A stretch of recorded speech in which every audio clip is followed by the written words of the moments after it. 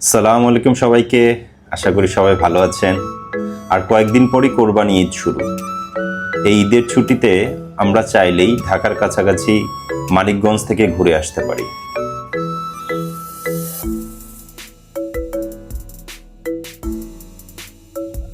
আমার আজকের partner, tour partner. Dhaka থেকে মানিকগঞ্জের দূরত্ব 52.6 কিলোমিটার। ঢাকার গাবতলী বাস স্ট্যান্ড থেকে সেলফি বাসে চড়ে জনপ্রতি 120 টাকা ভাড়া দিয়ে আমরা যাত্রা শুরু করলাম মানিকগঞ্জের উদ্দেশ্যে। 200 বছরেরও বেশি পুরাতন জমিদার বাড়ি ভ্রমণে। সংস্কৃত মাণিক্য শব্দ থেকে মানিক শব্দের উৎপত্তি, যার অর্থ মণি কিংবা মুক্তা। আর গঞ্জ শব্দটি ফার্সি শব্দ, যার অর্থ হাট বাজার বা শস্যাদি ক্রয় বিক্রয়ের স্থান।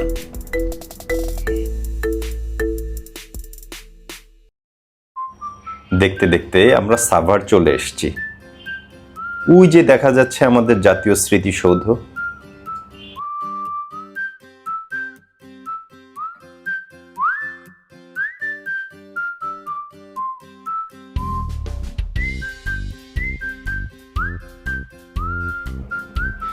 রাস্তা ফাঁকা থাকার কারণে জার্নিটা খুবই ভালো লাগছে। খুব তাড়াতাড়ি মনে হয় চলে আসলাম মানিকগঞ্জ শহরে। এখন উদ্দেশ্য হচ্ছে সারাদিনের জন্য সিএনজি ঠিক করা। বালিয়াটি জমিদার বাড়ি, তেওতা জমিদার বাড়ি, মত্তের মঠ এবং বেতিলা জমিদার বাড়ি, এই 4টি দর্শনীয় স্থান আমরা ভ্রমণ করতে চাচ্ছি।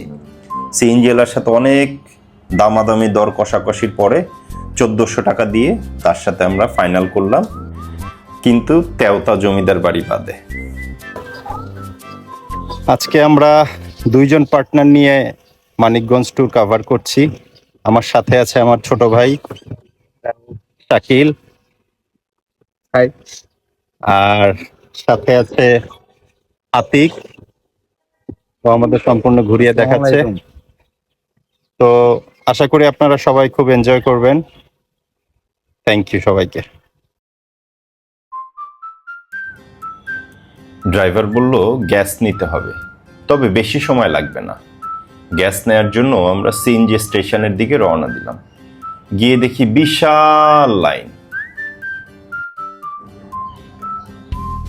সময় কাটানোর জন্য এক সাইডে দাঁড়িয়ে হাওয়া খাচ্ছিলাম আর প্রকৃতির এই সৌন্দর্যকে উপভোগ করছিলাম।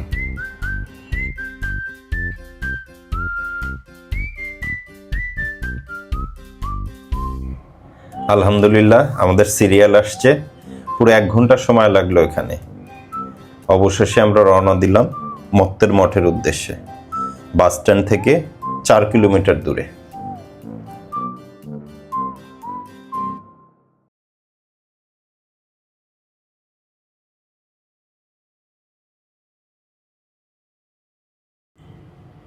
জমিদার হেমসেন মানিকগঞ্জ সদর উপজেলার মত্ত গ্রামে নিতল লেকের তীরে 15% জমির উপর 50 থেকে 60 ফুট উঁচু একটি স্মৃতিসৌধ নির্মাণ করেন। এই স্মৃতিসৌধটি মত্তের মঠ নামে পরিচিত। হেমসেন তার পিতার মৃতদেহের দাহ স্থানে এই মঠ নির্মাণ করেন। দেশ বিদেশের বহু পর্যটকরা প্রায় এটি পরিদর্শন করতে আসেন। অন্যদিকে প্রবাদ আছে, প্রায় 250 বছর আগে কুখ্যাত জমিদার হেমসেন তার কন্যার বিবাহের শোকে মত্ত অঞ্চলে নিতল দিঘির তীরে 15% জায়গার উপর এই মঠটি নির্মাণ করেন। তিনি এটি তৈরি করেছিলেন যাতে তার কন্যা দূর থেকে মঠের মহিমা দেখে তার পিতার সাথে আরো কাছাকাছি অনুভব করতে পারে।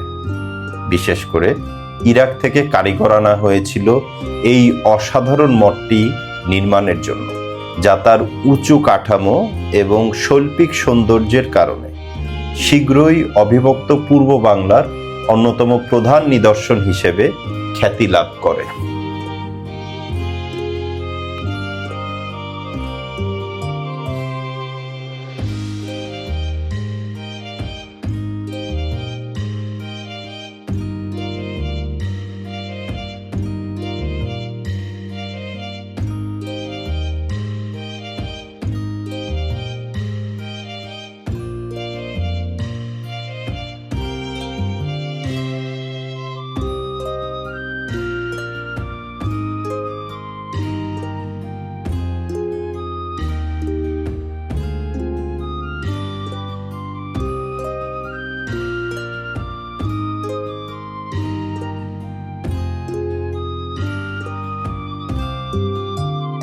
যাচ্ছি বেতিলা জমিদার বাড়ি, যার লোকাল নেম হচ্ছে নালোরা জমিদার বাড়ি। না ঠিক?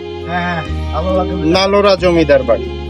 যাই, জমিদারের দাওয়াতে যাচ্ছি, দেখা হবে ওখানে। আপনি কি দাওয়াত দিছে? দিছে দিছে দিছে।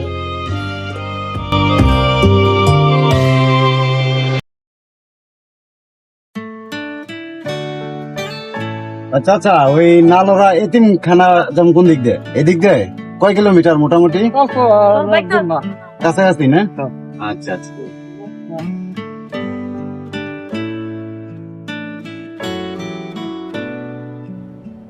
বেতিলা জমিদার বাড়ি মানিকগঞ্জ সদর থানার বেতিলায় অবস্থিত।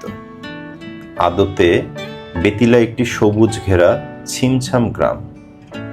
বেতিলার মাঝ দিয়ে বয়ে গেছে বেতিলা খাল। এই বেতিলা খালি একসময় ছিল প্রবল খরস্রোতা। নানান বজরা মহাজনী নৌকা আসা যাওয়া করত ধলেশ্বরী আর কালীগঙ্গার নদী পথে। এই ধলেশ্বরী আর কালীগঙ্গাকে সংযুক্ত করেছে এই বেতিলা খাল। তাই এই নিরাপদ নৌ রুট বেছে নিয়েছিলেন জ্যোতিবাবু বা সত্যবাবুর মতো বড় বড় বণিকেরা। কাকা, এই জমিদার বাড়ি এটা কার? নাম বলতে পারেন? কার নামে? যুক্ত বাবু আর হলে মণি বাবু, দুই ভাই আছিল।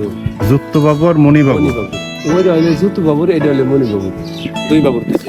দুই ভাই মানে ওই কিনারেরটা হইলো গিয়ে যুক্ত বাবুর আর এইটা হইলো মণি বাবুর। এইটাই কি বেতিলা জমিদার বাড়ি? এটা হলো সত্য বাবু। যুক্ত বাবু এই জমিদার বাড়ি। এরা কি সবাই ব্যবসায়ী ছিল নাকি? হ্যাঁ? এরা ব্যবসায় আসলো, চালাইতো আর বাড়ি থাকতো, আর ওই এক কামার করে আর কি হালকা কামলা কম না। তাইলে ওইটা হইলো যুক্ত বাবু, এটা হলো মণি বাবু, এটা হলো বেতিলা জমিদার বাড়ি। আচ্ছা, একটা ছোট্ট কারেকশন আছে, যুক্তবাবু না জ্যোতিবাবু। বর্তমানে সরকারি আশ্রয় কেন্দ্র হিসেবেই ব্যবহার হচ্ছে এই বাড়ি। সাইনবোর্ডে বেতিলা জমিদার বাড়ি হিসেবেই পরিচিত এই বাড়ি। এখানে বিল্ডিং দুটো পাশাপাশি। এ বাড়ির ইতিহাস খুব একটা পরিচিত নয়, তথ্যগত অভাব তাই এত প্রকট। নেট বা বইপত্র ঘেটে বিশেষ কোনো কিছুই পাওয়া যায় না। সামান্য কিছু তথ্য উপাত্তের ভিত্তিতে আর স্থানীয় লোকজনের মুখে শোনা গল্পই ভরসা। জ্যোতিবাবু নামের কলকাতার বণিক এই জমিদার বাড়ির পূর্বপুরুষ। তিনি ছিলেন মূলত পাটের বণিক।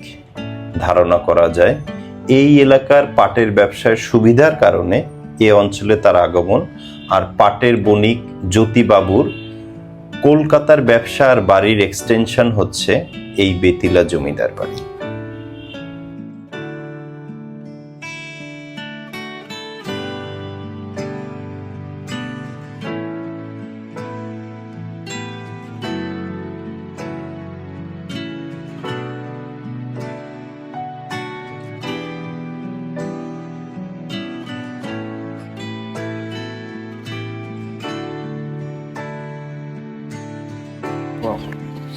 হ্যাঁ, এখন আমরা জমিদার বাড়ি আর এক পার্টে যাচ্ছি, সাঁকু পার হয়ে। সাঁকু ভাঙে পড়বো না তো আবার? হ্যাঁ, সাঁকু পার হয়ে আমরা যাচ্ছি, আমি আর আমার ভাই। হ্যাঁ, আপনাদেরকে আমি সাঁকুটা দেখাই।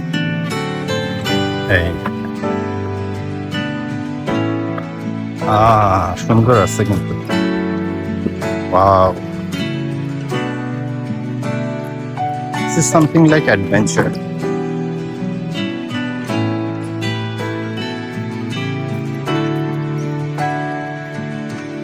জমিদার বাড়িতে এখন যাচ্ছি সাঁকু পার হয়ে। আনবিলিভেবল।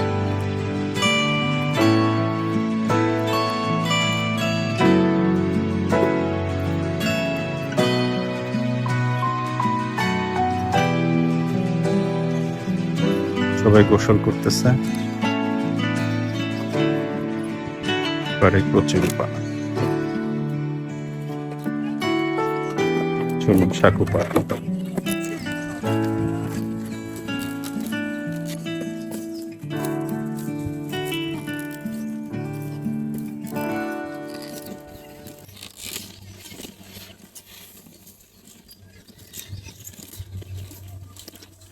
হ্যাঁ শাকিল, কি অবস্থা বলো দেখি। সবাই আসতে পারেন এখানে, সুন্দর প্লেস। সুন্দর প্লেস। ঠিক আছে, চলো যাই সেকেন্ড পার্ট জমিদার বাড়িতে।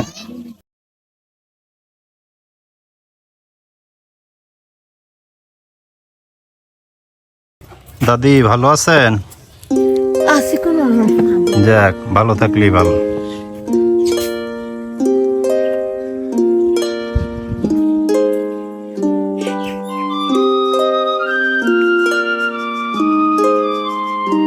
বেতিলা জমিদার বাড়ির দ্বিতীয় অংশ চলে আসছি। দেখি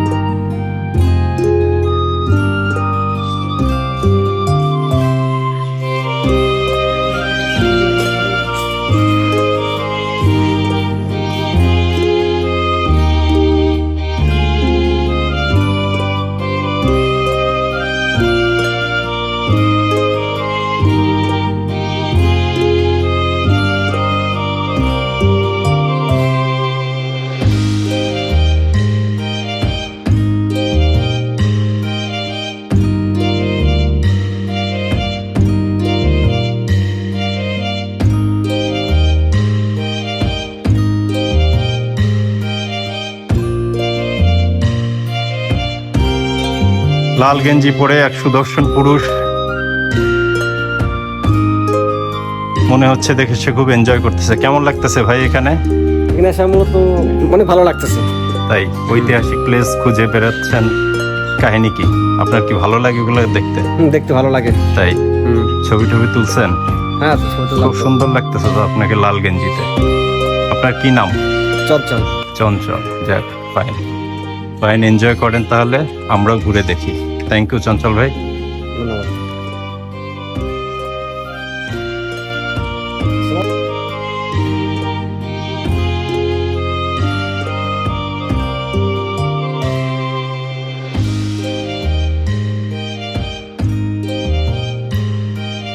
দুপুর হয়ে গেছে, খুব ক্ষুধা পেয়েছে। আমরা লাঞ্চ করতে চলে আসলাম মানিকগঞ্জ বাস স্ট্যান্ডের রাজ হোটেল অ্যান্ড রেস্টুরেন্টে। আমরা এখানে অর্ডার করলাম খাসির বিরিয়ানি, পার প্লেট 220 টাকা। খাবারটা খুবই মজার ছিল। দুপুরে পেট পুড়ে খাওয়ার পরে আমরা রওনা করলাম বালিয়াটি জমিদার বাড়ির উদ্দেশ্যে। কিন্তু আজকে প্রচন্ড গরম, অনেক গরম লাগতেছে। সিএনজির মধ্যে মনে হয় বেশি গরম লাগতেছে।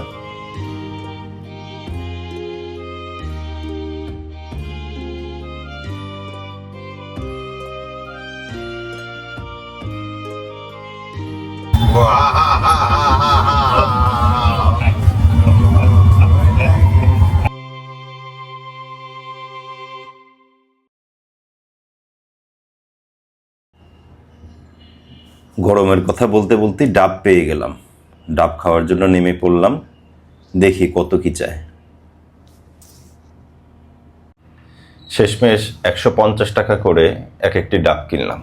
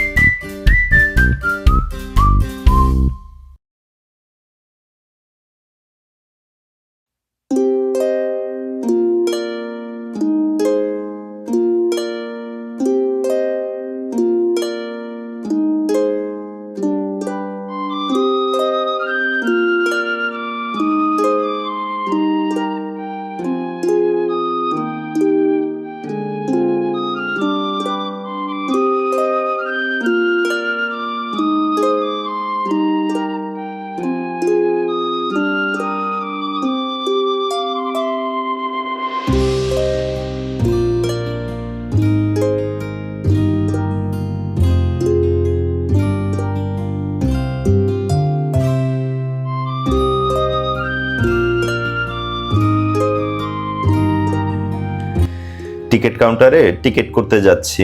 জনপ্রতি টিকিট মূল্য 30 টাকা। প্রাসাদটি রবিবার বন্ধ থাকে এবং সোমবার অর্ধদিবস খোলা। এছাড়া সরকারি ছুটির দিন প্রাসাদটি বন্ধ থাকে। আর সময়সূচি হচ্ছে গ্রীষ্মকালীন সময়ে সকাল 10টা থেকে সন্ধ্যা 6টা পর্যন্ত, আর শীতকালীন সময়ে সকাল 9টা থেকে বিকাল 5টা পর্যন্ত খোলা থাকে।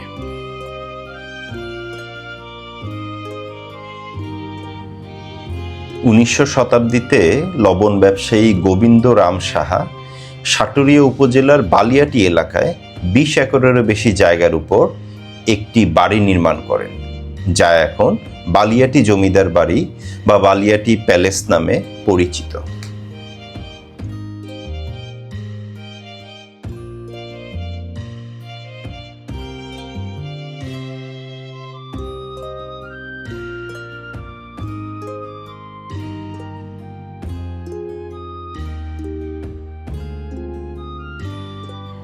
প্রাসাদে প্রবেশের জন্য 3টি খোদাই করা গেট এবং একটি উঁচু দেয়াল প্রাসাদটিকে ঘিরে রেখেছে।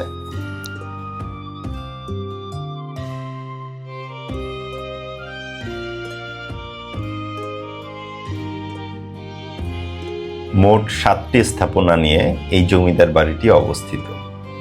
প্রাসাদের সামনে একই নকশার 4টি ভবন রয়েছে, যেখানে ব্যবসায়ীরা ব্যবসায়িক কার্যক্রম পরিচালনা করতেন।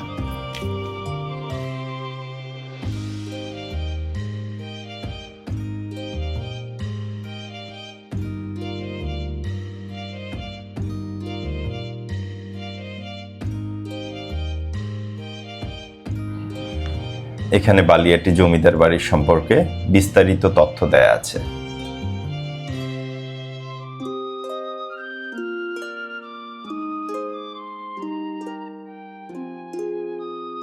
আমার মনে হয় আপনাদের ভিডিও দেখে বা ছবি দেখে সত্যি খুব ভালো লাগছে জায়গাটি। আসলে ঢাকার কাছাকাছি এত সুন্দর একটি জায়গা আমরা চাইলেই আমাদের পরিবার পরিজন বা বাচ্চা কাচ্চাদের নিয়ে বন্ধু বান্ধব সহ এখানে ঘুরতে আসতে পারি। আমার মনে হয় আপনাদের সুন্দর একটি কোয়ালিটি টাইম স্পেন্ড করতে পারবেন এখানে।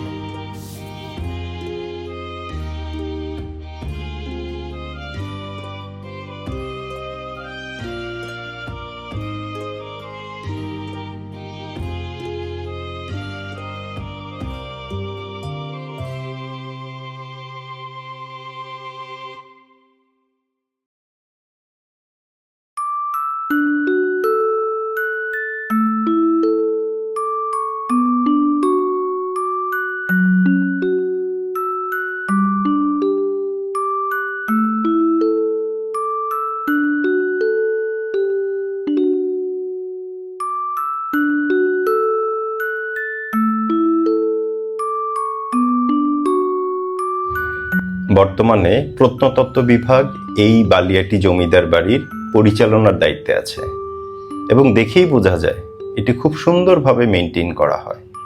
আমার পক্ষ থেকে এই বিভাগকে আন্তরিক ধন্যবাদ।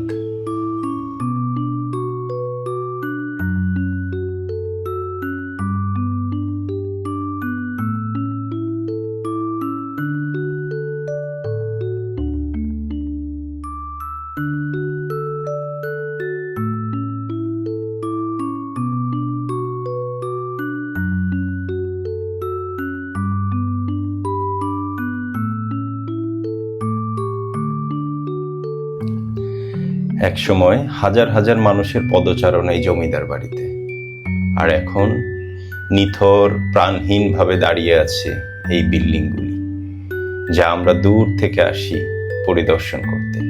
সত্যি ভাবতে খুবই অবাক লাগে, তাই না?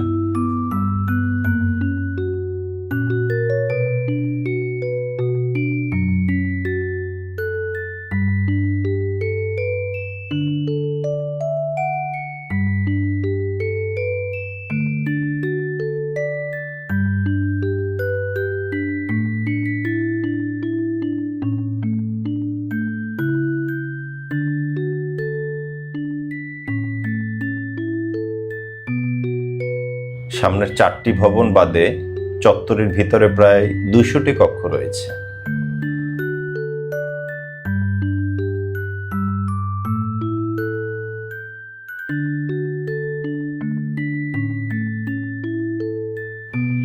এখানেই জমিদার তার পরিবার পরিজন বাচ্চা কাচ্চা সহ বসবাস করতেন।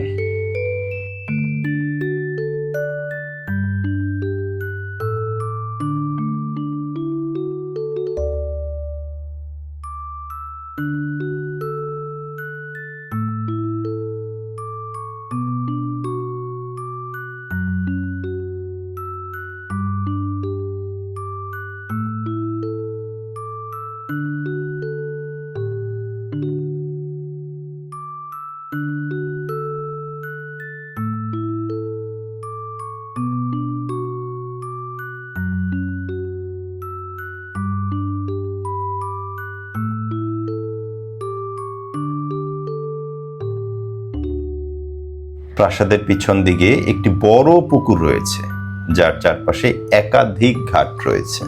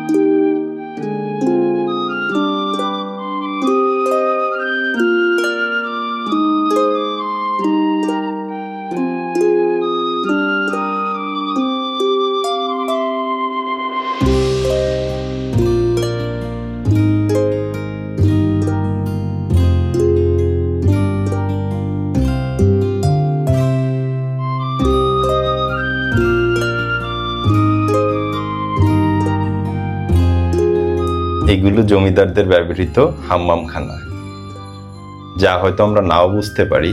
এর অর্থ হচ্ছে টয়লেট।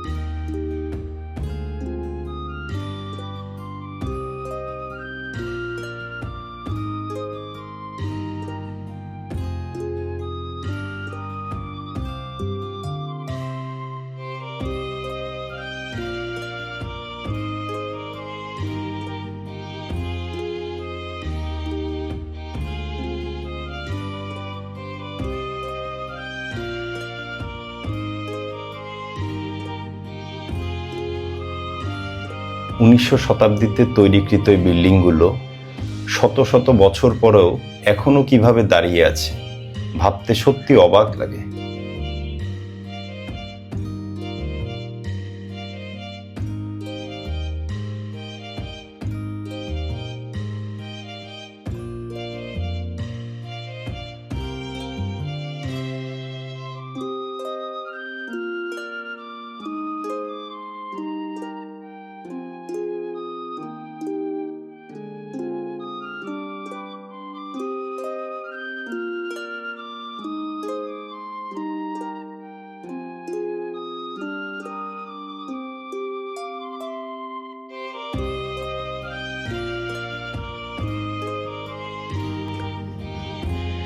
বাড়ির চারদিকে ঘুরলে এরকম অনেকগুলি কূপ দেখা যাবে। এই কূপ থেকে পানি তুলে জমিদাররা পানি পান করতেন। ঘুরতে ঘুরতে আমরা একদম ভিডিওর শেষ পর্যায়ে চলে এসেছি। একটি জিনিস জানিয়ে রাখি, এখানে একটি জাদুঘর আছে, কিন্তু রেস্ট্রিকশনের কারণে আমরা সেই জাদুঘরের কোনো ছবি কিংবা ভিডিও নিতে পারি নাই, যেটা আপনাদের সাথে শেয়ার করা হয়নি। আজকে এই পর্যন্তই। অনেক আগ্রহ নিয়ে বসে আছি আপনাদের কমেন্ট পড়ার জন্য। ভালো হলো না খারাপ হলো আমাকে বলবেন, এবং আমি আমার ডেভেলপমেন্ট আপনাদের কমেন্টের উপরে বেস করেই করব। কাইন্ডলি শেয়ার করে সাবস্ক্রিপশন বাড়াতে হেল্প করবেন আমাকে। টাটা, বাই বাই, মানিকগঞ্জ, আল্লাহ হাফেজ।